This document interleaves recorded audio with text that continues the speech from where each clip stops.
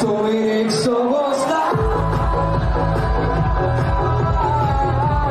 Bitte nur dazu und bitte noch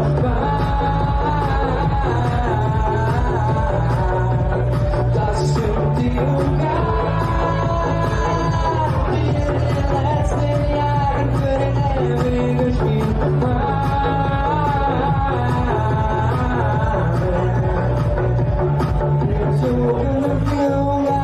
Fußballfans, eure kontroverse Story verzeihen und trotz all der